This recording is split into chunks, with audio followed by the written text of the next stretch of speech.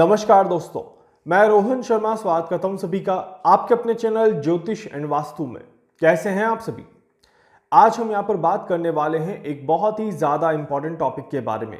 हम आज बात करेंगे पितृपक्ष के बारे में, श्राद्ध पक्ष के बारे में। इसे पितरों का श्राद्ध और पितरों का तर्पण भी कहा जाता है। बहुत ज्यादा महत्वपूर्ण समय होता है हर व्यक्ति के जीवन में। आप सभी के पास एक बहुत बड़ा मौका होता है अपने पितरों के लिए कुछ अच्छा करने का, जिससे कि उन्हें मुक्ति मिल सके और उनसे आशीर्वाद प्राप्त कर लें, ताकि आपके जीवन की परेशानियां दूर हो जाए और आप बहुत अच्छे लेवल पे अपने आप को स्टेबल रख पाएं। सबसे पहले तो ये समझते हैं कि कैसे पता चले कि हमें पितरों से परेशानी हो रही है या पितर हमें परेशान कर रहे हैं। आखिर हमें कैसे पता चलेगा कि हमें भी किसी तरह से श्राद्ध में अपने आप को सम्मिलित करना चाहिए और श्राद्ध का फायदा उठाना चाहिए। देखिए, हमारे जीवन में कई सारे ऐसे काम होते हैं, कई सारी ऐसी चीज़ें होती है और कई सारे ऐसे संकेत हमें मिलते हैं जिससे कि ये पता चलता है कि कहीं ना कहीं पितरों का दोष जो है वो आपके ऊपर लग रहा है। एक चीज़ मैं यहाँ पर पहले क्लियर कर लेना चाहता हूँ कि पितृदोष जो कुंडली में ग्रहों के माध्यम से होता है वो थोड़ा सा अलग है, और पितरों का तर्पण और पितरों का श्राद्ध करने का जो एक हम पितृदोष बोलते हैं ये थोड़ा सा अलग है। बहुत सारे लोग इन दोनों को ही एक साथ लेकर के चल लेते हैं। ऐसा ना करें, दोनों चीजें अलग अलग हैं। श्राद्ध पक्ष जो है वो पितरों का, हमारे पूर्वजों का, हमारे जो बुजुर्ग रहे थे उनके लिए, जिनकी आत्माओं को मोक्ष नहीं प्राप्त हुआ, उनको मोक्ष दिलाने के लिए हम इस श्राद्ध पक्ष के समय का उपयोग करते हैं और अपनी तरफ से पूरा प्रयास करते हैं कि उन्हें मुक्ति मिले, ताकि वो इस दुनिया से अपने आप को फ्री कर पाएं। सो यहां पर सवाल ये आता है कि आखिर मुझे कैसे पता चलेगा कि पितरों के लिए मुझे कुछ करना चाहिए। क्या मेरे भी पितर मुझसे बहुत ज़्यादा परेशान हैं या वो किसी तरह की परेशानी में है जिसकी वजह से हमारे जीवन में कोई अड़चनें, कोई बाधाएं आ रही हैं।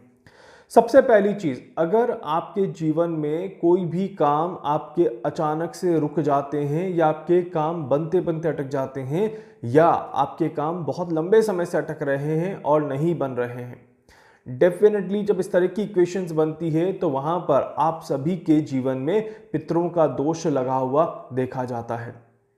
अचानक से बीमार पड़ जाना, बार बार बीमार पड़ जाना, ये भी एक इक्वेशन बनती है पितृदोष के लिए। या फिर आपको डर लगे, अपने घर में रहने पर डर लगे, आपको बहुत अच्छी वाइब्स कहीं पर भी देखने को ना मिले, तो भी समझ लीजिए कि कहीं ना कहीं पितरों का जो है वो दोष लगा हुआ है। और या फिर आप सभी को रात में बुरे सपने आए, अचानक से नींद खुल जाए, या आपके बड़े बुजुर्ग आपके सपने में आकर के आपको कोई संकेत दें, तो भी आप समझ लीजिए कि कहीं ना कहीं आपकी आसपास जो है वो थोड़ी सी परेशानी है और पितरों का कष्ट जो है वो कहीं ना कहीं आपको देखने को मिल रहा है। तो ऐसे कई सारे संकेत, जैसे खाने में आप खाना खाते हैं और अक्सर बाकी सबका खाना ठीक है बट आपके खाने में किसी तरह की कोई मिस्टेक आ जाए। जैसे कभी कभार बाल का अक्सर काउंट किया जाता है कि जब भी किसी खाने में बाल आ जाए या पानी में बाल आ जाए तो वहाँ पर ज़रूर कहा जाता है कि डेफिनेटली पितरों की तरफ से कोई परेशानी देखने को मिल रही है। आप कहीं पर जाते हैं और अचानक से आपका प्लान कैंसिल हो जाए, कहीं जाने का प्लान बना रहे हैं, अचानक से प्लान कैंसिल हो गया, तो भी इस तरह की इक्वेशंस देखी जाती है। और अक्सर ऐसा होता है कि सुबह सुबह जब आप उठते हैं तो उठते समय आप बहुत ज़्यादा पॉजिटिव महसूस नहीं कर रहे, कहीं ना कहीं आप थोड़ा सा नेगेटिविटी की तरफ अपने आप को लेकर के ज़रूर चलते हैं। तो इसमें भी ज़रूर देखा जाता है कि पितरों की वजह से आप सभी को परेशानी देखने को मिलती है।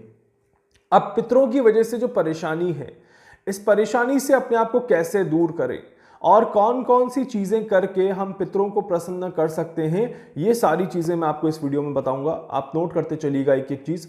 सबसे पहले तो ये जान लेते हैं कि ये श्राद्ध पक्ष कब से शुरू हो रहा है और श्राद्ध पक्ष में आप सभी को क्या कुछ करना है जो आपके लिए काफी ज्यादा अच्छा रहेगा। देखिए, श्राद्ध पक्ष की शुरुआत तो वैसे कहा जाता है कि भाद्रपद मास की पूर्णिमा के बाद प्रतिपदा से श्राद्ध की शुरुआत हो जाती है। कुछ लोग पूर्णिमा का श्राद्ध करते हैं, इस वजह से वो पूर्णिमा से भी श्राद्ध मानते हैं, अदरवाइज प्रतिपदा से श्राद्ध आरंभ माना जाता है। इसीलिए इस बार थोड़ा सा तिथि में क्लैशेस हो रहे हैं और पंचांग तिथि में क्लैशेस की वजह से पूर्णिमा जो है वो 17 सितंबर 2024 को आ रही है। इसी दिन हम अनंत चतुर्दशी भी सेलिब्रेट करेंगे और 18 सितंबर 2024 प्रतिपदा रहेगी और इसी दिन हम श्राद्ध का पहला दिन सेलिब्रेट करेंगे।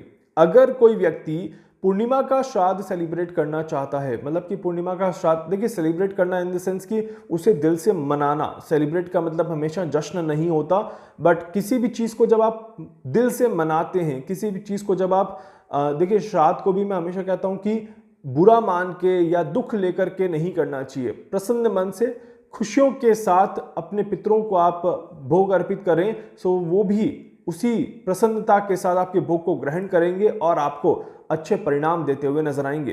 तो इसी वजह से जब भी आप कोई श्राद्ध मनाते हैं तो वहां पर आप सभी को बहुत ज़्यादा प्रसन्न रहना है और अपने मन में दुख बहुत ज़्यादा व्यक्त नहीं करना है, इस बात का ध्यान रखिएगा। भावनाएं अच्छी होनी चाहिए, ये बहुत इंपॉर्टेंट होता है कि जैसी आपकी भावनाएं होंगी वैसे ही आपको प्रकृति से रिजल्ट भी देखने को मिलेंगे। 17 सितंबर 2024 कुछ लोग श्राद्ध मना सकते हैं। अगर आप 17 तारीख को श्राद्ध मनाते हैं तो कोशिश करिएगा कि गणेश विसर्जन आप सुबह कर ले। अनंत चतुर्दशी का वैसे मैं एक वीडियो दूंगा, उसमें मैं शुभ मुहूर्त आपको जरूर बताऊंगा कि कब करना है। बट आप सभी अगर गणेश विसर्जन करते हैं अपने घर पर तो प्लीज वो पहले कर लें, उसके बाद ही श्राद्ध की प्रक्रिया को आरंभ करिएगा, इस बात का ध्यान रखिएगा। अदरवाइज आप सभी 18 सितंबर 2024 से ही श्राद्ध मना सकते हैं।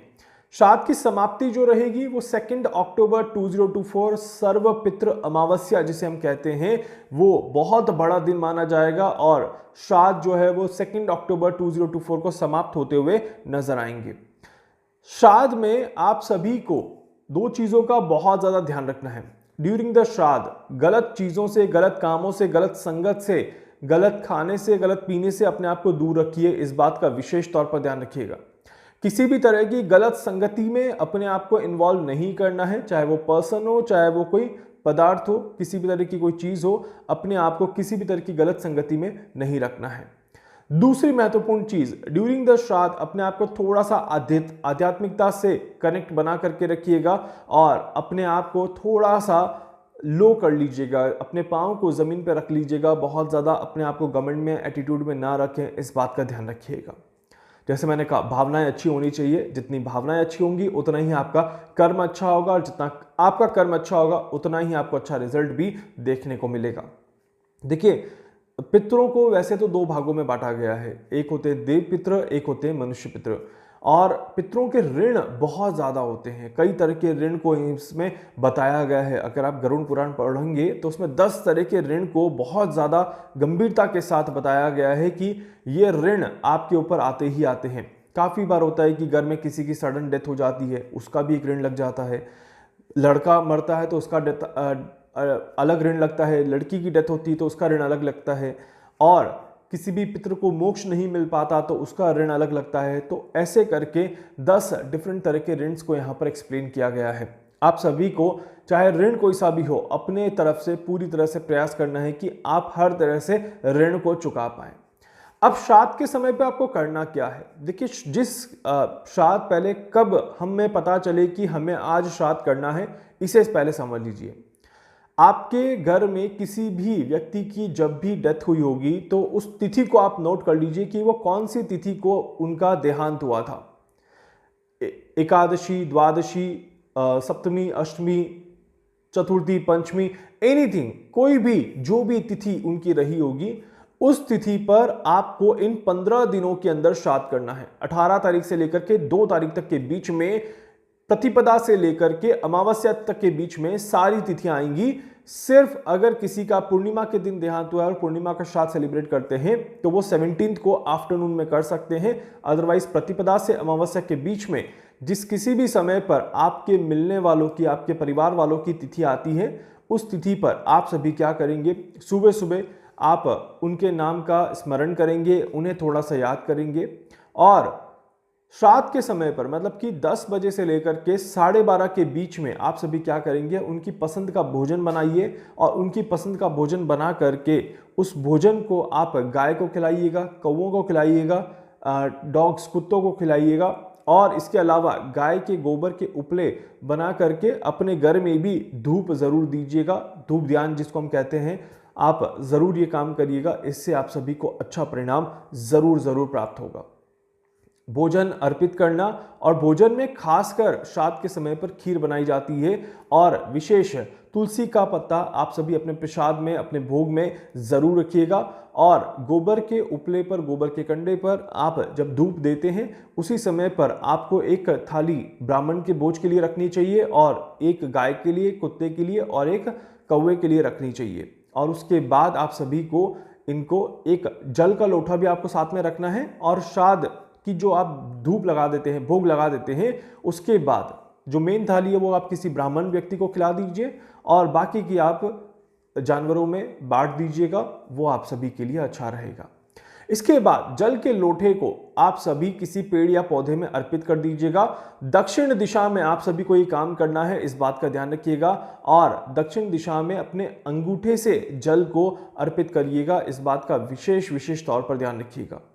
ओम पितृदेवाय नमः इस मंत्र का आप जाप कर सकते हैं ड्यूरिंग द जल अर्पित। आप सभी को इस मंत्र का कम से कम 7 बार उच्चारण करना है, यह आप सभी के लिए बहुत ज़्यादा अच्छा रहेगा। श्राद्ध के समय पर आप सभी अपने पितरों को मोक्ष दिलाने के लिए भगवत गीता का भी पाठ करवा सकते हैं, भागवत पुराण जिसको हम कहते हैं, भागवत पाठ। और भागवत में एक विशेष पाठ होता है गजेंद्र मोक्ष का पाठ, बहुत जल्दी मैं भी शुरू करने वाला हूं। अगर नेक्स्ट ईयर से हम ये काम जरूर करेंगे, तो नेक्स्ट ईयर से अगर आप सभी को भी अपने घर पर ये करवाना है तो आप ज़रूर बता सकते हैं पहले से, सो दैट हम इसको प्लान कर सकते हैं। ये एक बहुत इंपॉर्टेंट चीज़ है जो कि पितरों को शांति दिलाती है, पितरों को मोक्ष दिलाती है, और आपके घर में पॉजिटिविटी का वास होता है, आपके घर में एक अच्छा एनवायरनमेंट बनता है और आपको हर तरह की परेशानी से मुक्ति मिलती है। ये एक बहुत इंपॉर्टेंट समय है आप सभी के लिए। इन 15 दिनों का फायदा उठाइए, इस पितृपक्ष को अच्छे से सेलिब्रेट करिए और अपने आप को पॉजिटिविटी की तरफ ले जाने का हर संभव प्रयास जरूर करिए। इसके अलावा अगर आप सभी को कोई भी डाउट रहता है, कोई भी कंफ्यूजन रहती है, आप मुझे व्हाट्सएप पर मैसेज करके अपनी कंफ्यूजन पूछ सकते हैं। उम्मीद करता हूं कि आप सभी इस श्राद्ध पक्ष में अपने आप को पूरी तरह से सम्मिलित रखेंगे और आध्यात्म से जुड़े रहेंगे और नेगेटिविटी से अपने आप को दूर रखेंगे, और इस श्राद्ध पक्ष में अपने पितरों को मुक्ति दिलाने का हर संभव प्रयास करेंगे और उनसे अच्छा आशीर्वाद प्राप्त करने की कोशिश जरूर करेंगे। वीडियो को लाइक कर दीजिएगा, चैनल को सब्सक्राइब कर दीजिएगा, बेल आइकन पे जरूर से क्लिक करिएगा। कुछ भी पूछना चाहते हैं, कुछ भी जानना चाहते हैं, अपने बारे में कुछ भी समझना चाहते हैं, आप मुझसे संपर्क कर सकते हैं। मैं पूरी कोशिश करूंगा आप सभी की हर संभव मदद यहां पर कर सकूं। धन्यवाद।